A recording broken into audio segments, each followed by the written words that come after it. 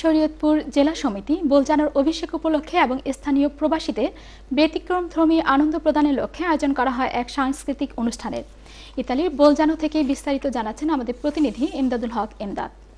ইতালির উত্তরপ্রদেশ পাওয়ারগেরা শহর বোলজানোতে ২৬শে জানুয়ারি স্থানীয় এক মিলনায়তনে বোলজানোবাসীকে আনন্দ দেওয়ার লক্ষ্যে শরীয়তপুর জেলা সমিতি আয়োজন করে তাদের অভিষেক ও সাংস্কৃতিক অনুষ্ঠানের। কোরআন তেলাওয়াত, জাতীয় সঙ্গীত দিয়ে অনুষ্ঠান আরম্ভের পরপর কিশোর সাফার শিকদারের তৈরি প্রামাণ্যচিত্রে বাংলাদেশের স্বাধীনতার ইতিহাস, শরীয়তপুর জেলার প্রসিদ্ধ স্থান ও বিশেষ ব্যক্তিদের জীবন বৃত্তান্ত সাদা পর্দায় দেখানো হয়। উপস্থাপক সোহাগ, শরীয়তপুর জেলা সমিতি বোলজানো নবগঠিত কার্যকরী পরিষদ, উপদেষ্টা পরিষদের সকল সদস্যদের সবার সামনে পরিচয় করিয়ে দেন। এ সময় শুভেচ্ছা বক্তব্য রাখেন কার্যকরী পরিষদের সভাপতি জাহাঙ্গীর আলম, সাধারণ সম্পাদক জাহাঙ্গীর আলম শিকদার, সিনিয়র সহসভাপতি আলী হোসেন ব্যাপারী, সাংগঠনিক সম্পাদক উজ্জ্বল খলিফা, প্রধান উপদেষ্টা সর্দেয় শফিল আলম সিরাজ শিকদার ও বেলজিয়াম থেকে আসা আগত সর্দেয় আবুল হোসেন। শুভেচ্ছা বক্তব্যে সাধারণ সম্পাদক জাহাঙ্গীর আলম শিকদার কষ্ট ও ক্ষোভ প্রকাশ করে বলেন, ১৯৭১ সাল থেকে যত সরকার ক্ষমতায় এসেছে তত সরকার দক্ষিণ এশিয়ার উন্নয়নের কথা ভেবেছিলেন, কিন্তু বাংলাদেশের দক্ষিণাঞ্চলের তথা বৃহত্তর ফরিদপুরের অবহেলিত শরীয়তপুরের উন্নয়নের কথা কোনো সরকারে ভাবেননি। এছাড়া বিভিন্ন বক্তা বলেন, বাংলাদেশের সংস্কৃতির নতুন প্রজন্ম যেন ভুলে না যায়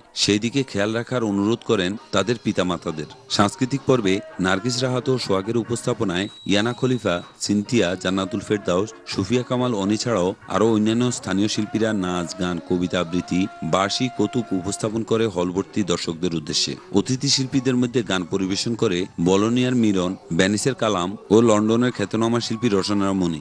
যন্ত্রে ছিল ভেনিসের মামুন, লন্ডনের মিল্টন আকবর ও জুন। তারা তাদের সঙ্গীতের জাদুতে বোলজানোর দর্শকদের মুগ্ধ করে তোলে। এছাড়া নৃত্য পরিবেশন করেন ইতালির নামকরা নৃত্যশিল্পী রাদিয়া গুলজার। অনুষ্ঠানটি সার্বিকভাবে সহযোগিতা করেন কাইম হোসেন নিপন।